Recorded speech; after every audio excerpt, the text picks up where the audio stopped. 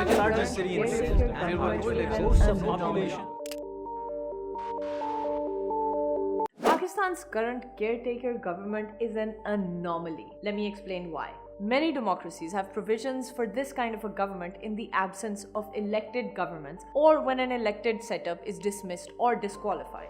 In the past year alone, a number of countries have been administered by caretaker governments, at least for some time. This list includes Bhutan, Bangladesh, Pakistan, Afghanistan, Slovakia, Montenegro, Sudan, and many others. And caretaker governments have a two-agenda mandate: the smooth functioning of routine governance and ensuring free and fair elections within a stipulated timeline. In Pakistan, the caretaker government has 3 months within which it has to hold elections. This has been the case since 1985, when General Ziaul Haq, a martial law administrator, first introduced the concept into Pakistani governance. A constitutional amendment followed in 1977, formalizing the mechanism. But the first appointment of a caretaker PM came much later. Pakistan's first caretaker government was appointed in August 1990 and was headed by the inaugural caretaker PM, Ghulam Mustafa Jatoi. He was appointed by the President Ghulam Ishaq Khan with the consultation of Prime Minister Benazir Bhutto and leader of the opposition Nawaz Sharif. Ever since, each interim setup is given 3 months' time to conduct elections. Half of the 8 caretaker governments went beyond the stipulated limit. Muinuddin Qureshi's caretaker government lasted for 3 months and 1 day. Malik Miraj Khalid's lasted for 3 months and 12 days. And Muhammad Mia Sumro's lasted for 4 months and 8 days. But none came close to matching the current setup's tenure, which has been in office for 6 months. So what caused this? First and foremost was the issue of delimitation. After Pakistan's first digital census was completed and published, the incumbent setup was mandated to carry out delimitation, which is a redrawing of electoral boundaries based on the latest population count. Elections cannot be held till this process is completed.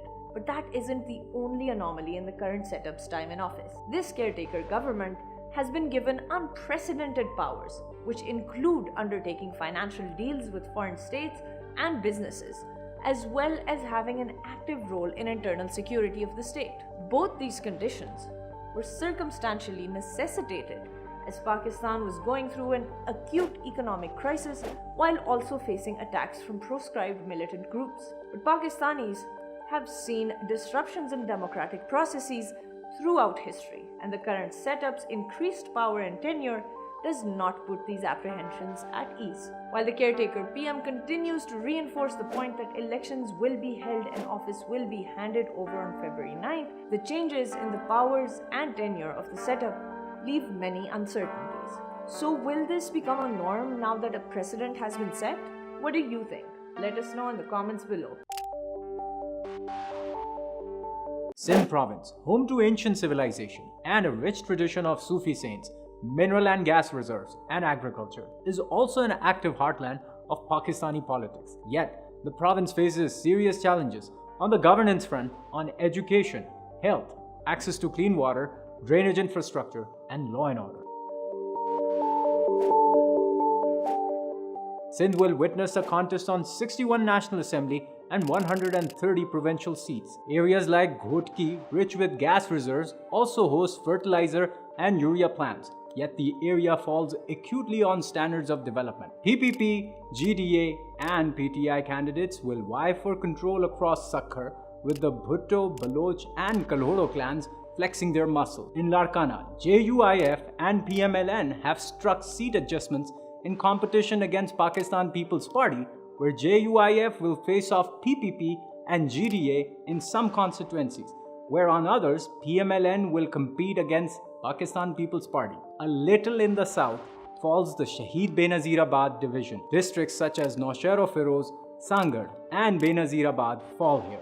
The division hosts 6 National Assembly seats. Influential clans such as Dero, Murray, Nizamani, Jatt, Sayyid, Jatoi, Jamali, and Arain will support their candidates belonging either to the Pakistan People's Party or the GDA. Making up of central and western parts is called Vicholo or Central Sindh. It is home to the districts of Hyderabad, Jamshoro, Matiari, Sujawal, Tando Alayar, Tando Muhammad Khan and Dadu. 9 National Assembly seats will be contested from this division. Hyderabad division, home to a substantive, diverse linguistic population of Urdu and Sindhi speaking population, will witness a contest between the Pakistan People's Party, Pakistan Tehreek-e-Insaf, GDA and the Muttahida Qawmi movement. Further in the south falls the Lahore, meaning the lower part. It is home to 3 divisions, Karachi, Mirpur Khas and Banbor divisions. Mirpur Khas is composed of Umarkot, Tharparkar and Mirpur Khas districts. The division is represented by 5 National Assembly seats. Influential Arbab clan will represent GDA, while candidates belonging to Talpur clan and Sayyid households will represent Pakistan People's Party for the overall contest, while in Bambor comprises Badin, Sujawal and Thatta districts. The division hosts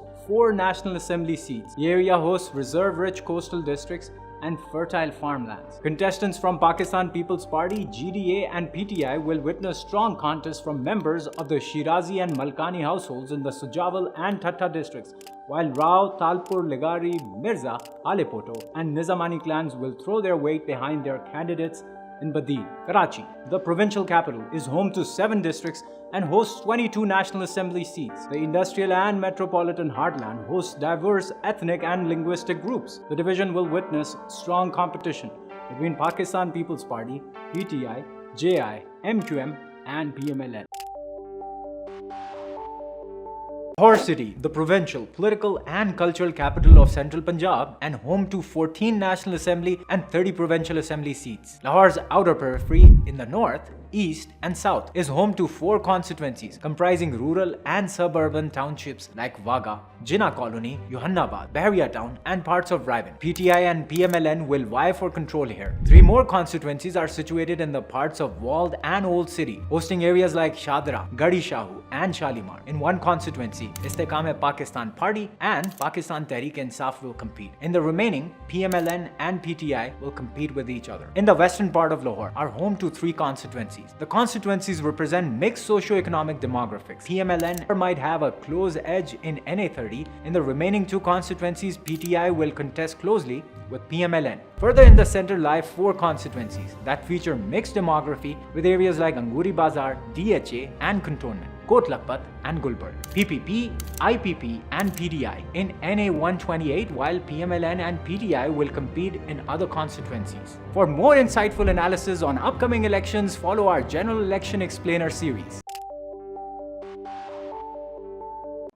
Pakistan's bicameral system is a form of government that has 2 chambers or houses in the legislature. The 2 houses are the Senate and the National Assembly, which together make up the Parliament of Pakistan. According to the Constitution of 1973, the President is also a part of the Parliament. This system is observed in several countries like India, Bangladesh, United States and United Kingdom, among others. The main objective of having such a legislative system is to ensure checks and balances in the lawmaking of the state and avoid hijacking of the legislative system for political or personal advancement by the political parties or individuals with great pull in either sphere. The Senate represents the provinces equally. It has 104 members who are elected by the provincial assemblies and the Islamabad Capital Territory for 6-year terms. The Senate has the power to review and approve the bills passed by the National Assembly. The National Assembly is the lower house of the parliament, representing the people based on the population. It has 336 members elected by the voters directly for 5-year terms. The National Assembly has the power to pass laws and control the finances of the country. Each election season, citizens cast their votes for representatives in their constituencies. These votes are cast for both national and provincial assembly seats. These votes go on to determine which candidates will make up the lower house of the parliament, the National Assembly. As for the provincial assemblies, the elected members then vote to elect members of the upper house or the Senate of Pakistan. The process of making laws in Pakistan involves several steps in both houses of the parliament. Any member of the parliament, a minister or a committee can introduce a bill. The bill goes through 3 readings in each house, where it is presented, debated and amended. After both houses pass the bill, it goes to the president for assent. The president can either sign the bill into law or send it back to the parliament for reconsideration. If the president does not act on the bill within 10 days, it becomes law automatically. Karachi, the largest city in Sindh and Pakistan, boasts a population of 20.3 million people. Leading issues in general elections for Karachi will be access to clean water, sewage, drainage infrastructure, a viable public transport, roads, and enhanced industrial infrastructure. Starting with Karachi Central, it comprises areas like Federal B area and Liaqatabad, with a predominantly Urdu-speaking and highly literate population. Jamaat-e-Islami, MQM, and PTI will fiercely compete here. Malir, a district situated on the periphery, includes areas like Malir Cantonment and Halt, Model Colony, and Airport. Here, Pakistan People's Party, PMLN, and PTI will compete for different constituencies. Karachi East, home to areas like Gulshan Iqbal and PECHS, has a middle-income demographic. PTI and MQM will compete for different constituencies. In Karachi South, with its diverse population, Pakistan People's Party traditionally dominates Liari, while PTI, Pakistan People's Party, and MQM vie for influence in Sadr, Clifton, and DHA. Karachi West, housing areas like Jamshed Town, sees PTI and MQM competing for control. Kurangi, an industrial hub with a mixed demography, witnesses a contest between MQM, PTI, and PPP. Kemari, with economically deprived areas like Baldia Town, sees PTI and MQM striving for the 2 National Assembly seats and 5 Provincial Assembly seats available. For more insightful analysis on upcoming elections, follow our General Elections Explainer series. Diaspora throughout the world is a source of remittance, talent, and cultural representation in host countries. Pakistani diaspora is no different. But how do Pakistan's 9 million diaspora fare on their right to vote in Pakistan? As Pakistan stares at another election on February 8, 2024, the right to vote for overseas Pakistanis remains as uncertain and elusive as ever. But what steps have been taken until now that have only let this right remain just that, a pipe dream?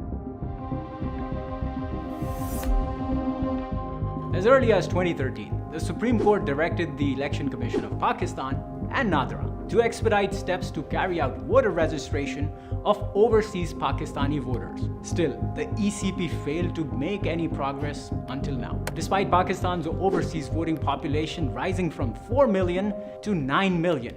While in principle, all governments have agreed on overseas Pakistanis' right to vote, subsequent moves since 2017 to enfranchise such voters have been marred by controversy. Before its exit, the PMLN government gave the right to overseas through I-voting subject to a pilot study by the Election Commission of Pakistan. The I-voting was first introduced in 2018 by elections for overseas Pakistanis belonging to selected constituencies. The turnout for such elections was low. However, it marked new history. After coming into power in 2018, the PTI-led coalition government promised to give the much-needed right to voters. In November 2021, the same government passed legislation providing voting rights through electronic voting machines. The move was, however, considered vulnerable to hacking breaches in an independent task force study by the Election Commission. In 2023, months before its dissolution, the PDM government reversed PTI's move on I-voting and reversed it to earlier provisions of first conducting pilot studies for overseas voters broadly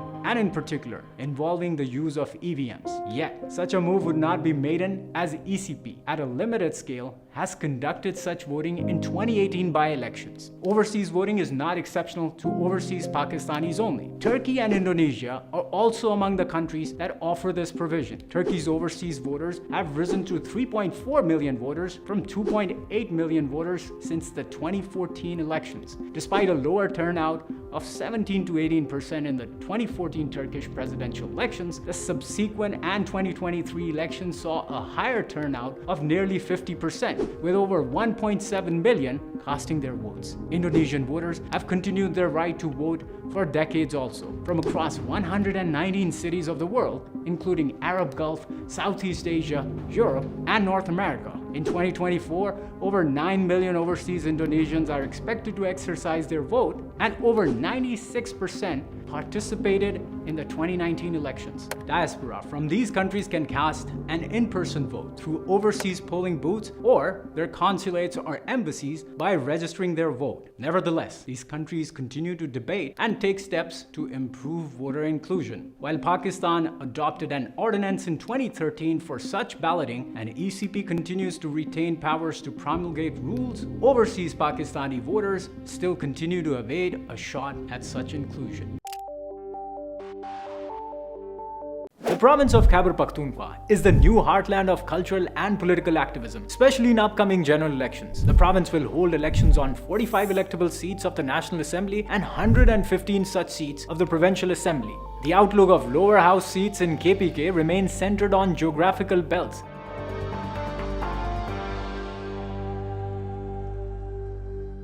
which subsumes different divisions. The most dominant political belt is the Peshawar Valley, comprising of Peshawar and Mardan divisions. It hosts over 16.6 million voters and 16 seats in the National Assembly. Home to political and cultural seats, its economy relies on agricultural, industrial, and commerce operations. In comparison to its adjacent tribal belts, this area is relatively peaceful. Politically, it will see competition between the PTI, its break-off faction PDIP, ANP, and the JUIF. Moving eastward, Hazara belt is home to 4 million voters, 8 National Assembly seats. It has craved carving a distinct political identity for the Hindko-speaking population. Presently, echoes of such demand are nearly non-existent. The area has industries based in Haripur and holds the largest earth-filled dam, Tharbela. The population in the urban centers of Aptabad and Havelia is highly literate and, like Peshawar Valley, hosts higher education institutions. Tourist attractions such as Nathia Gali, Ayubia, Balakot, Naran Kagan, and Babu Sar Top form the bedrock of its tourism-run economy. Largely, the people demand a pronounced focus on job growth and infrastructure for the tourism sector. In Baragram and Mansehra constituencies, a gloomy economic outlook has pushed youth to look for employment overseas or in urban areas. Despite tourism potential, Kohistan is economically deprived and lacks basic services. The demography maintains a conservative outlook. This belt in different parts will likely witness a strong contest between JUIF, PTI, and PMLN. To its west lies Malakan. The belt has 10 seats and comprises districts such as Shangla,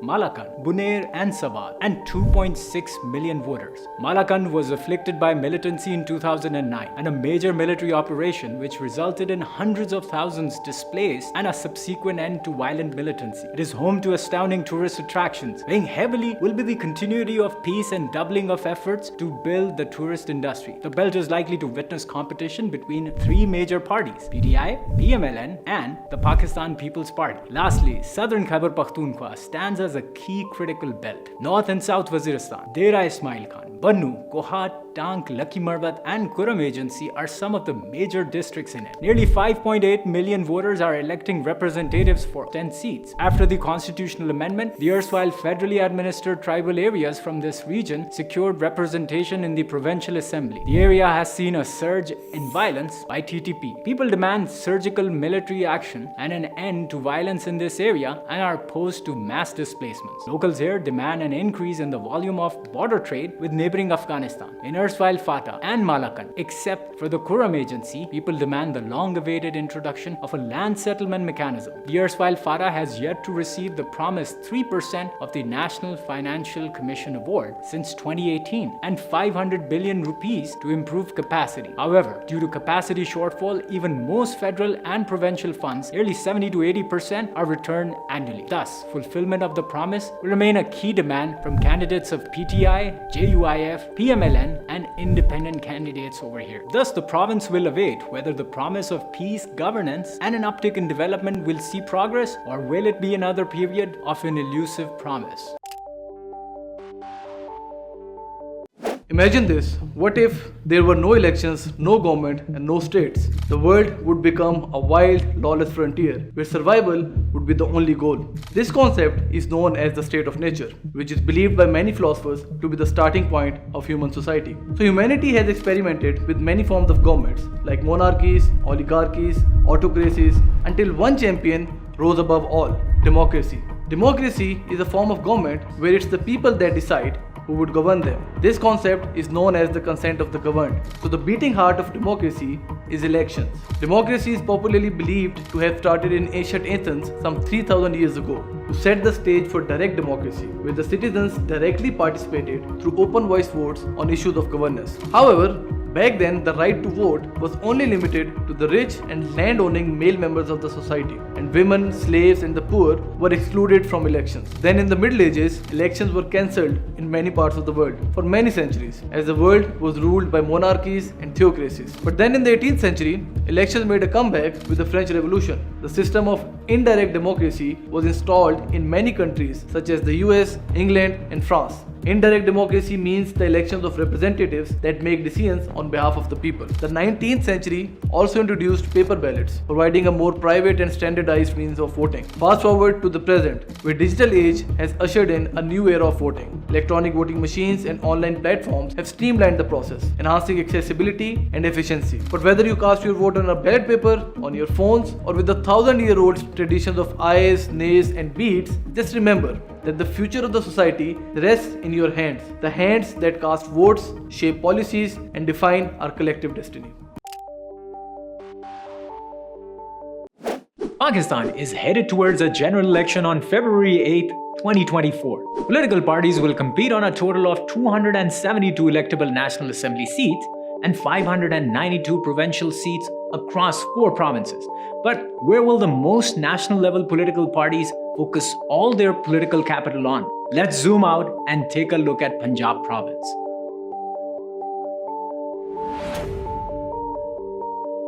The age-old adage of Pakistani politics has held: whoever wins Punjab wins prime ministership. The province makes up 51% of the total electable seats, with 141 seats in total. Lahore, being the crown and the jewel alone, has the most seats, with many national-level parties jostling over the seats of the provincial capital. This is then followed by Faisalabad, Pakistan's textile Manchester, where prominent heavyweights try to secure as many seats as possible. Following up the GT Road, Gujranwala, Gujarat, and Rawalpindi combined make up 33 National Assembly seats. Overall, these divisions form the industrial and population heartland of the province. Further to the west and southeast, agricultural and livestock baskets of Sargodha, Sahiwal hold about 20 National Assembly seats. Central Punjab, in the last 2 elections, has struggled with a higher voter turnout and settled with almost an average of 50% across the province. Broadly, Central and Northern Punjab will prefer a party with a roadmap on the economic and governance front. Further down in the south, 3 divisions, Bhavalpur, DG Khan, and Multan, hold 46 seats in total. Will witness the contest for South Punjab, which seeks to carve out a distinct identity and agency within the provincial polity, mostly dominated by the Saraiki-speaking population and an agrarian economy.